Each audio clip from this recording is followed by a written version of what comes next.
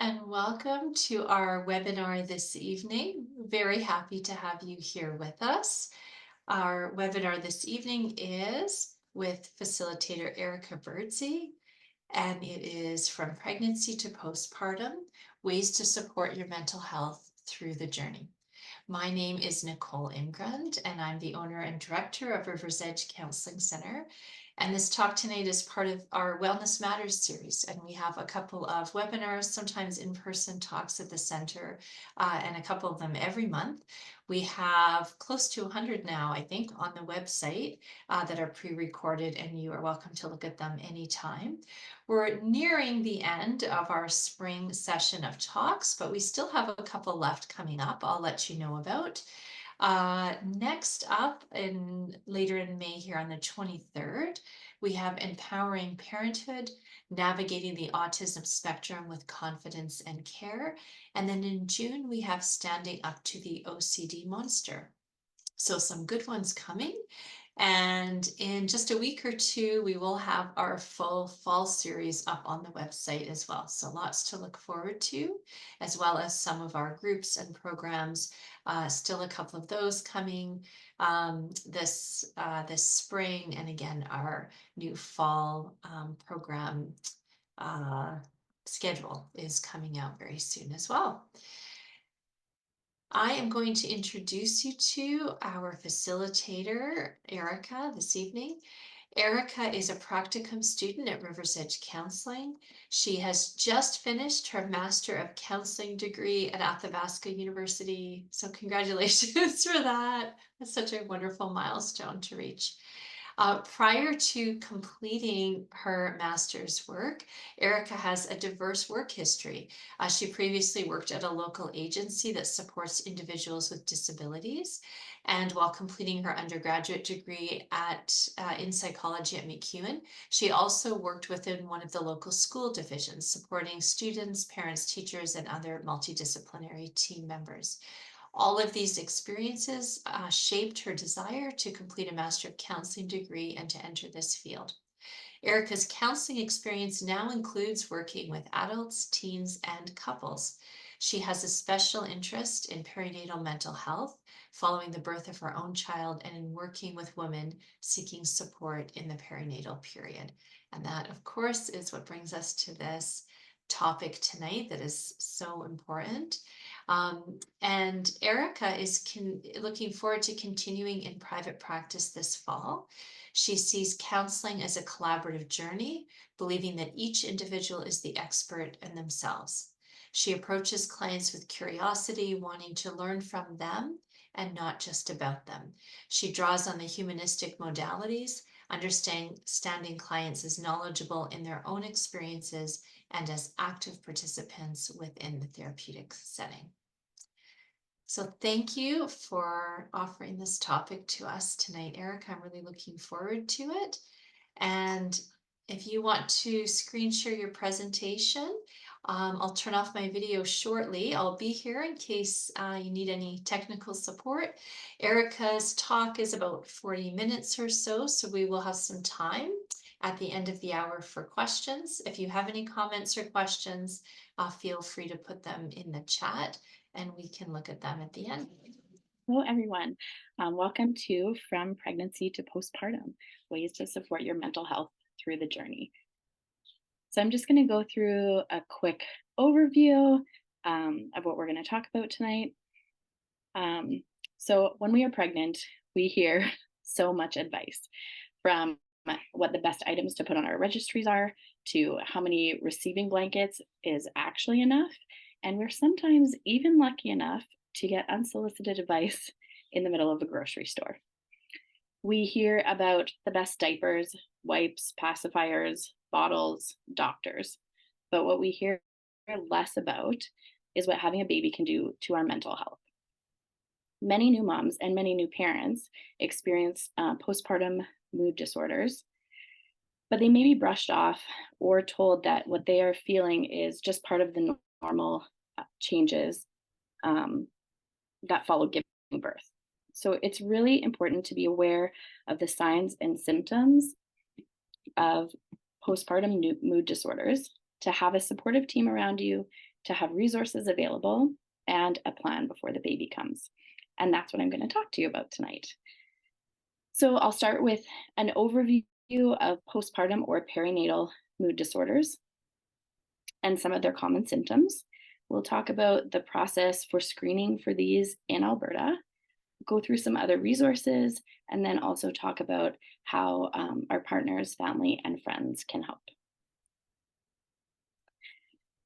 So the first thing that I wanted to note is the difference between perinatal and postpartum. I kind of use these interchangeably, but the perinatal period is the time from when you become pregnant until 1 year postpartum. And then postpartum is defined as that time after giving birth. There is a lot more understanding now that mental health can be affected during the perinatal period, actually before we've given birth. This period is an exceptionally unique time in a woman's life, and there are incredible effects on a woman's physical, physiological, and mental health. We often hear about the baby blues, and this is commonly thought of as the period of about 2 weeks after giving birth, where some report that they feel extra emotional. So estimates show that around 80% of women will experience some kind of baby blues. It is important to note that feeling emotional, feeling teary during this time can be absolutely normal. Your body has gone through such a major event.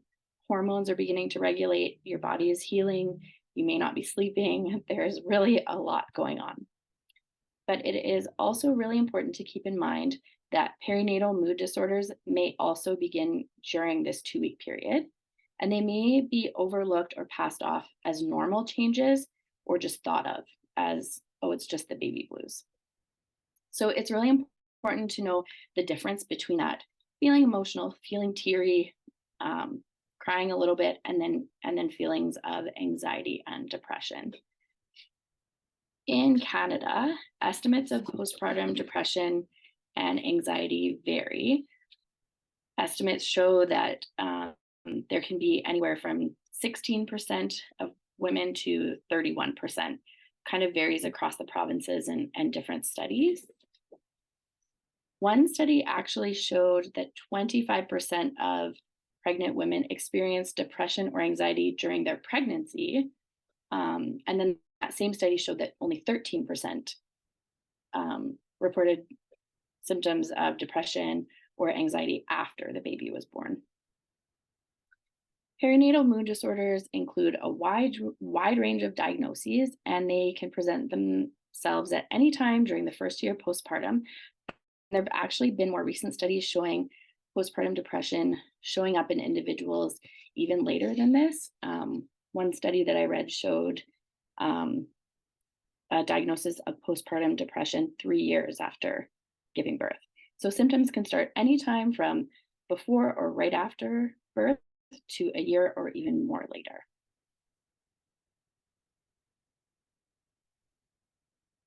So beyond the more commonly known postpartum depression, other perinatal mood disorders can include postpartum or perinatal anxiety. This is also one that is becoming more recognized, more research, and we're finding more occurrences of perinatal anxiety.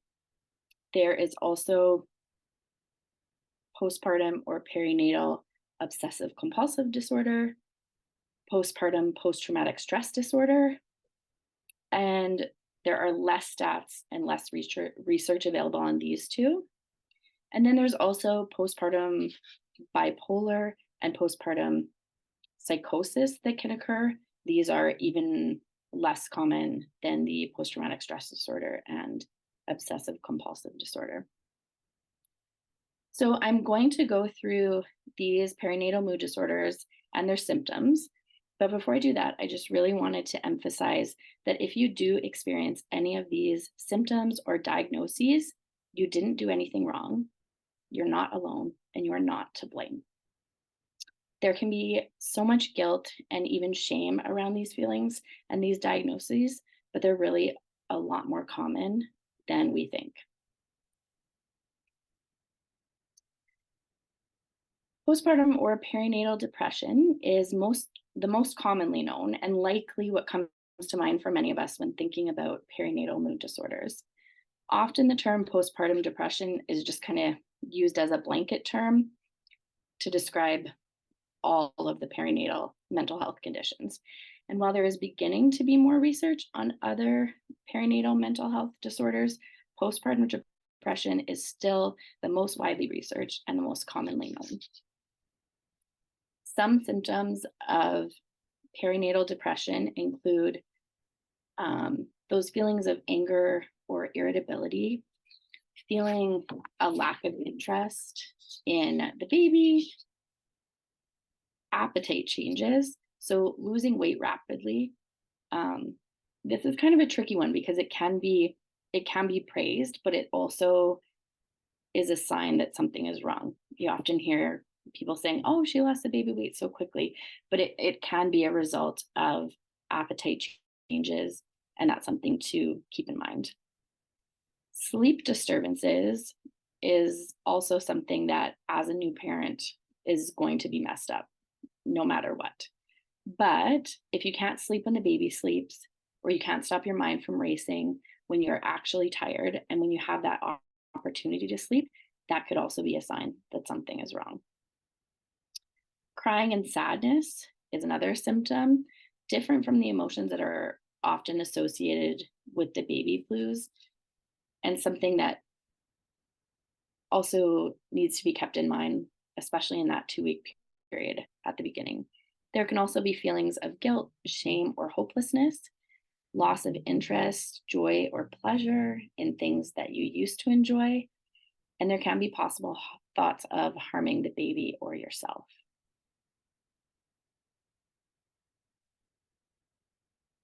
Perinatal anxiety is actually very common and not as well understood as perinatal depression. So often people don't seek help when experiencing perinatal anxiety because the symptoms may be similar, but also don't really match up with what we think of as postpartum depression. So they may even be the symptoms of postpartum anxiety may even be more brushed off as common thoughts with becoming a new parent, with adding a new baby to your family. So, signs of postpartum anxiety can include constant worry, feelings that something bad is going to happen, those racing thoughts that you kind of can't stop. Like in perinatal depression, there can be disturbances of sleep and appetite. These ones are, again, common with new parents. So, it's important to know the difference between what is a normal perinatal or postnatal change and what may indicate that there's something else going on. There can also be the inability to sit still. And then there can also be physical symptoms associated with perinatal anxiety, such as dizziness, hot flashes, and nausea. With postpartum obsessive compulsive disorder, the hallmark of OCD is the obsessions and the compulsions. And then with perinatal obsessive compulsive disorder, these will usually focus on the newborn or even the unborn infant. So this is also something that can occur before you've given birth as well. The onset of OCD is typically gradual. However, with perinatal OCD, the symptoms come on quite a bit more rapidly, typically. So the symptoms associated with postpartum or perinatal OCD are those obsessions. They're also called intrusive thoughts. These are persistent, repetitive thoughts or maybe mental images related to the baby.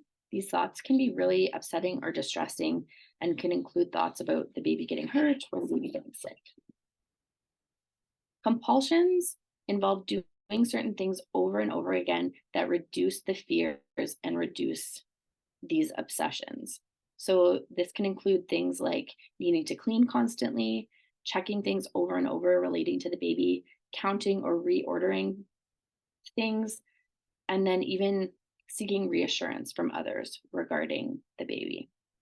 There is often a lot of distress about these obsessions or intrusive thoughts, and there can also be a fear of being left alone with the infant and hypervigilance in protecting the infant. Postpartum PTSD is most often caused by a real or perceived trauma during delivery or postpartum. So there can be intrusive thoughts and re experiencing of the traumatic event. So the traumatic event could have been the childbirth itself, an unplanned C section, having the baby go to the NICU, and even just feelings of powerlessness or poor communication or feeling a lack of support during the delivery not going the way that you thought it was going to go or envisioned it going to go. There can be flashbacks and nightmares. Some people will avoid the stimuli that are associated with the tragic event, including the thoughts, feelings, the people, the places, the details of what happened. There can be persistent increased arousal. So that can include increased irritability, difficulty sleeping. There can be hypervigilance surrounding yourself or the infant. And some also experience an exaggerated startle response. There can also be anxiety or panic attacks, and also a feeling of a sense of unreality and detachment. It is important to talk to your doctor if you experience any of these symptoms during any time in the perinatal period. It's also important to keep in mind that if you have experienced depression, anxiety, OCD, or PTSD prior to your pregnancy, you may also want to talk to your doctor or your healthcare provider prior to becoming pregnant or prior to giving birth.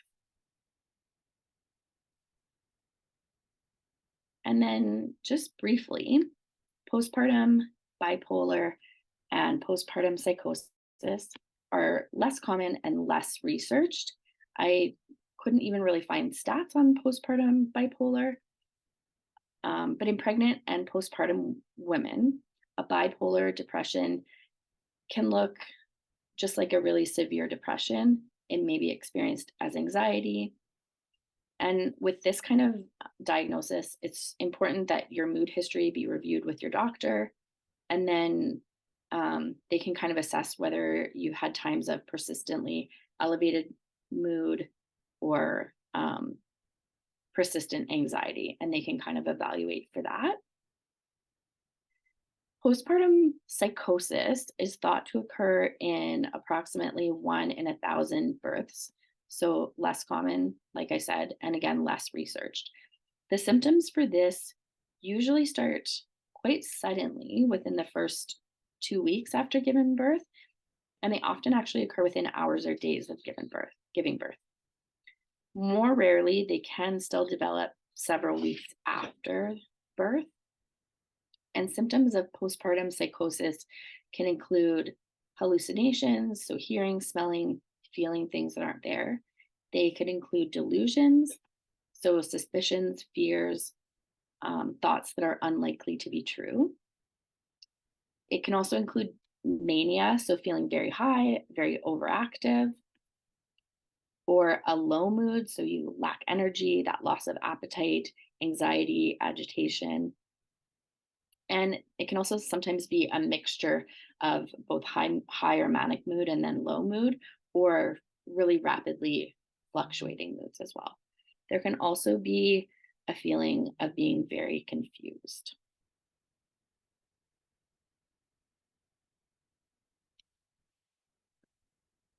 I did want to go through a little bit about postpartum care in Alberta. So, postpartum care in Alberta generally includes the Healthy Beginnings program. So, this is a program that the hospital will refer you to after you've given birth. With the Healthy Beginnings program, the hospital will kind of sign you up. Generally, they nurses at the Healthy Beginnings program will give you a call and they'll set up an appointment with you, and they will provide in-home nursing care and support.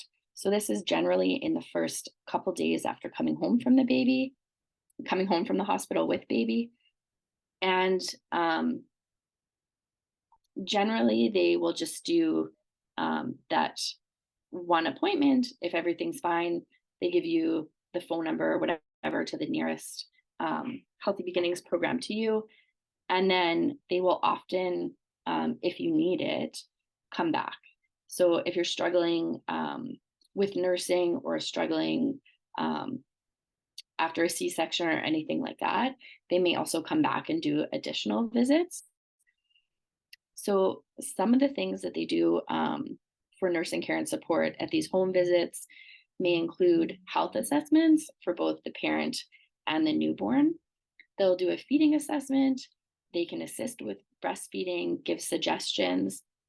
They will assist with newborn care and questions. They also often provide and have access to really great resources for other services. And without having to go to a doctor, they can often provide referrals to things like the breastfeeding clinic or other places. The Healthy Beginnings program is actually quite a large program. There is over 50 different service locations, both rural and urban locations across Alberta. So it's a really large program. And then this is also the same program that after the initial in-home visits, these are the nurses that are typically at the community health clinics, and we'll see mom and baby for follow-up appointments there. One thing that I found really interesting for the Healthy Beginnings program is their standard is to do a postpartum depression screening for new moms. And this typically occurs at the 2-month follow-up appointment. And they use what's called the Edinburgh Postnatal Depression Scale. So they'll just go through a quick questionnaire with you at the 2-month appointment. And then along with the Healthy Beginnings program, postpartum care also includes visits to your regular family doctor if your child has a pediatrician. So it can also include that. I think it's really important to note that the screenings for the perinatal mood disorders and just actually postpartum depression, their standard is to just have them done at the 2-month postpartum appointment. So I think this really highlights the importance of being proactive, being aware of the signs and symptoms of perinatal mood disorders, and then advocating for yourself or your partner.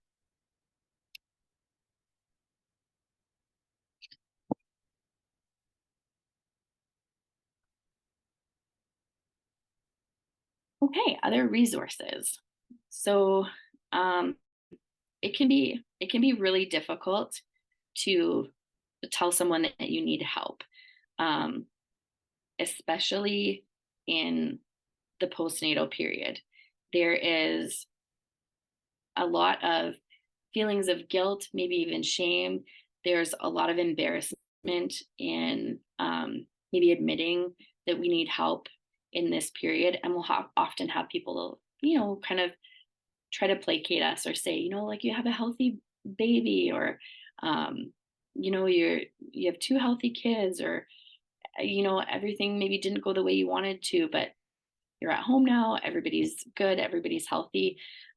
So in people sharing that kind of thing with us, it can also perpetuate those feelings of not wanting to share, of being embarrassed to share how we're feeling. So, you might not know what to say. And you might not want to say anything because you've heard, well, like maybe it's just a normal thing, or things like that, or feeling that embarrassment. But something that I will keep repeating, you are not alone. These feelings are common, and they're not talked about as often as we need them to be. So some of the other resources, local resources, are, like I talked about before, the healthy beginnings nurses. Because you're already there at these appointments, this is often a first point of contact. You're already bringing baby there for checkups. And so for me, when I had a newborn, I know that adding another appointment or calling my own doctor to make an appointment and trying to fit that in somewhere was so overwhelming. So the healthy beginnings nurses and already having that appointment and being there at the office was something that for me was really vital. So if you have concerns, take the time when you're already there, when you're already at that appointment, and they often have, like I said, so many other resources that they can point you to. Your family doctor or your baby's doctor or your pediatrician, you can also ask them or talk to them. A trusted doctor can be a really good first call. And it can be even more helpful if you talk to your doctor about these kind of potential mental health issues before the baby arrives. And like I mentioned before, this can be especially important if you have a history of prior mental health concerns. Um, just kind of talking to your doctor and having that discussion before the baby comes, or um, before you even get pregnant for others. Often medical clinics will have a mental health nurse, so you can talk to your doctor about even being referred to talk to the mental health nurse. You can see this nurse prior to or after the birth of your baby, and even talk about, maybe the same things that you talk about with your doctor. So if you have a history of mental health concerns, you can speak to the mental health nurse prior to that, or ask your doctor to be referred to the mental health nurse, and talk to her about your concerns, and ask for resources afterwards. Having a relationship with a trusted therapist before the birth of your baby can also be helpful. And I know I kind of talked about how it can be daunting or overwhelming to make an appointment, or to reach out once the baby's here. But many therapists offer telehealth appointments now, so phone or video. So if you do have a regular therapist, having a plan with them, maybe to check in after the birth of your baby, could also be an option. You can also talk to a partner, a friend, a family member.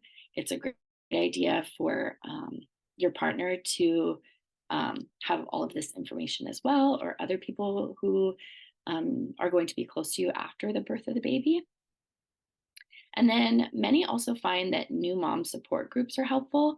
So some local ones are Mommy Connections. I know they have meetings in both St. Albert and a few locations in Edmonton.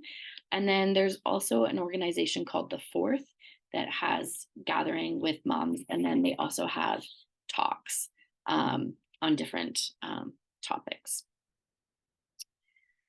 Other resources to have handy would be the Canadian Mental Health Association distress line. So their number is there, 780-482-HELP. There is also Access 24/7, which is 780-424-2424. And they provide a range of urgent and non-urgent addiction and mental health services, and they can help you navigate screening, assessment, referrals, consultation, that kind of thing. There's also the Alberta Health Services Mental Health Helpline. That one is on there too, 1-877-303-2642. And then, of course, calling 911 if there's immediate danger. And I have a little square on the bottom here that says, if I think I might need help, I will call. And then the person's name, and then their number. So you fill in the blank with contact information for a doctor, nurse, therapist, helpline, another medical professional, or a friend that you trust, and leave this information out where you can see it: on the fridge, in the bathroom on a mirror, in the bedroom on a mirror, something like that. And just maybe having that kind of visual, or that kind of trigger can help to, we're struggling and we see that number, and think, or it triggers us to remember, like, that's right, I can call this person. I do have this support. So what to do before the baby comes? So just like you prepare your nursery, you can prepare your mental health before a baby arrives. Knowing the symptoms that we've talked about and knowing who you can reach out to for help is a really good place to start. Some other things that you can do include looking at your social media feeds and reflecting on how these feeds leave you feeling. So often on social media, we see perfect looking moms, children in color coordinated outfits. And I call this the highlight reel. And it's really, really hard to feel good enough when we're comparing ourselves to someone else's highlight reel. We're not seeing their messy and dirty, we're just seeing all the good stuff. So take a look at your social media, see how it makes you feel, and maybe cleansing some of those accounts that you're following off of there. Another suggestion is doing some myth busting. So some of the common myths regarding pregnancy or postpartum include I'm going to feel an instant, incredible bond with my baby. Breastfeeding is such an easy and natural process. Or maybe my instincts are going to tell me exactly what to do. And some of these things are true for some people, and they might be true for you, and they might not. And that is okay. Our society has a lot of really powerful myths about motherhood. And the problem is, those myths can make us feel bad about ourselves when they don't match what our reality is. And it can make it really difficult for people to recognize when they need help. Another suggestion is to take a break. So, with your partner, work out a code word that you can say at any time that just means, I need a break and you need to take the baby. And have this with both partners. So, when one of you reaches your limit and says the code word, have a talk about there being no judgment, no questions, no need to explain, just a baby handover. And you might think pre baby, you'll never need a code word like this, and maybe you'll never need to use it. But I think it can be really important to have one just in case. Practicing TIP. So, TIP are some proven distress tolerance techniques, and these are used in dialectical behavior therapy. And they can be really, really helpful when our emotions are running high, which, when we have a baby, is pretty much guaranteed to happen. So, TIP stands for temperature. So, when your emotions are running high, you can do any one of these kind of things to kind of help bring your emotions down. So, temperature, put your hands in a bowl of ice water, hold a cold pack or an ice pack on your face for 30 seconds. I is for intense exercise. This is something that may not be possible after giving birth, especially in the first few weeks. But once approved by your doctor, even a short burst of really intense exercise, running a few jumping jacks, dancing around can help calm the body. I recommend having a favorite song and having a mini dance party.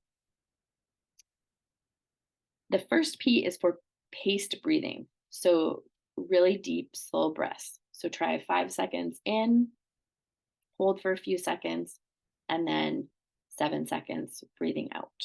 And do that a few times. And the last P is for paired muscle relaxation. So, breathing in, tensing our muscles, making ourselves aware of the tension, feeling that tension, and then saying the word relax in your mind while you breathe out and release that tension that you're holding. If you have a longer amount of time, you can also work your way through the body from bottom to top or top to bottom, tensing and relaxing different muscle groups from head to toe. So, tense up your feet, make yourself aware of the tension, and then breathe out and release. And then move up to your calves, do the same thing, your thighs, and you can go all the way up and all the way down.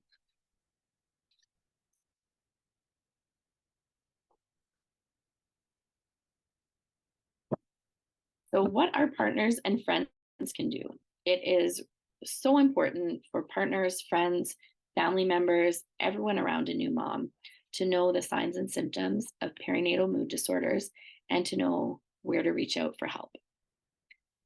If you are a partner or a family member that is worried about a new mom's mental health, approach the topic gently. There is so much stigma about mental illness for moms, and many feel guilt or shame in struggling after the birth of a baby. And it can be so difficult to acknowledge when we're struggling, even if we've prepared. So, first of all, if someone may be a danger to themselves or others, it's important to call 911 or to go to the emergency room and to not hesitate with that. If you think that there might be a problem, but you're not sure, then ask from a place of concern, offer help, and do this without judgment. So, do try to talk to the person about what you've observed. So, hey, I've noticed that you don't seem to be sleeping. Even when the baby's sleeping, I've noticed you're restless. How are you feeling? You can ask questions. Tell me more about what you've been worried about. You can offer resources. So, say something like, I know we talked about calling the health line together or talking to the Healthy Beginnings nurses. Do you want to do that together? When is your next appointment? How can I help with that? It's important to not downplay um, the person's feelings. So even if you're trying to make them feel better, saying things like, focus on the positive, you have a wonderful, healthy baby, that kind of thing often doesn't help and can often perpetuate those feelings of guilt and shame. And don't try to, impose other, I guess, points of view. So calm down, it's not a big deal, everything is going to be fine, just relax, that kind of thing. So just being really open to listen and to not judge is really important. So the postpartum mental health checklist. So knowing the signs and symptoms that we talked about of perinatal mood disorders, doing that social media cleanse, if that's something that you feel fits with you, that myth busting piece can be really important too. And something that can also be talked about um, with friends who have also had babies. Hey, did you feel like an instant bond with your baby? Or did you like, what was that like for you when the baby was born? These things can be hard to bring up, but the more we do bring them up, the more that they are normalized. Taking a break. So having that code word with your partner and practicing those distress tolerance techniques. And then that little piece that I put down at the end of the other screen. So if I think I might need help, I will call. And having that number or the person's name or whatever it is out somewhere that you can see that will remind you um, to call them or to reach out for support when you need it.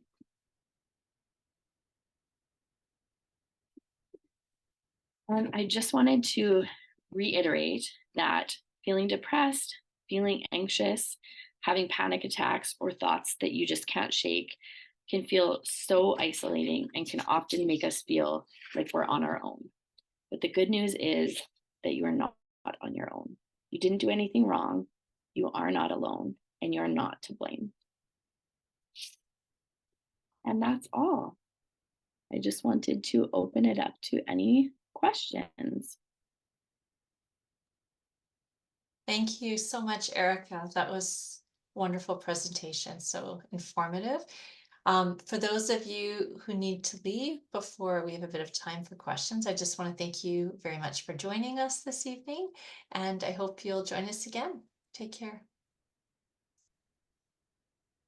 For those of you still on, if you have any comments or questions, we have a bit of time.